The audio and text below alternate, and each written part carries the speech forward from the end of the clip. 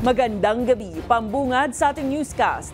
Maugong ngayon ang pag-ikot sa Senado ng umano'y isang draft resolution na layong ibasura na ang impeachment trial ni VP Sara Duterte.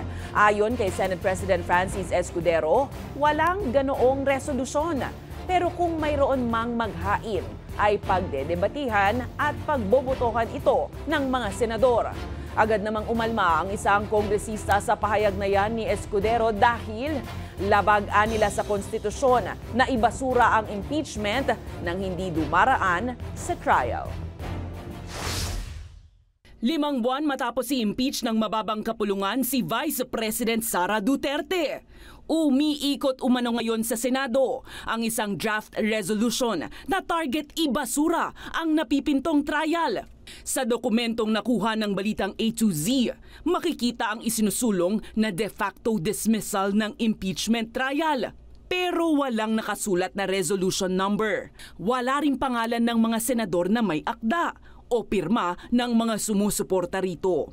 Ayon kina Senators Risa Ontiveros at Cynthia Villar, wala silang nalalaman ukol dito. Wala pa akong nakikita ganun. Sorry.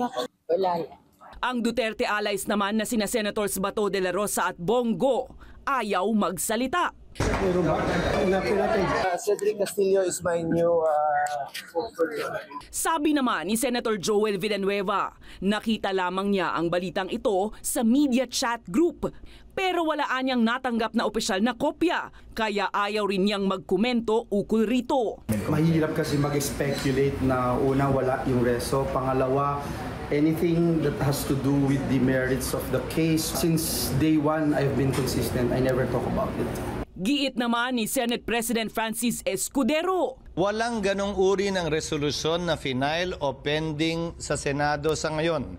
Ano mang kumakalat na resolusyon na wala namang author na pinakita lamang din sa akin ng media ay ika nga mere scrap of paper unless may mag-file niyan, unless may mag-author niyan. Pero kung mayroon man anyang maghain ng reso, ay kailangan itong pagdebatihan at saka pagbobotohan. Bagay na agad inalmahan ng Kamara. Ayon kay Manila City 3rd District Representative Joel Chua. Matik yun dahil nasa Constitution yun na dapat mag-convince sila Hindi kailangan pagbotohan yun.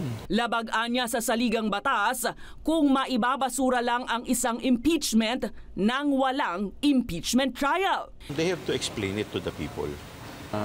That is not their legislative function. That is their constitutional duty.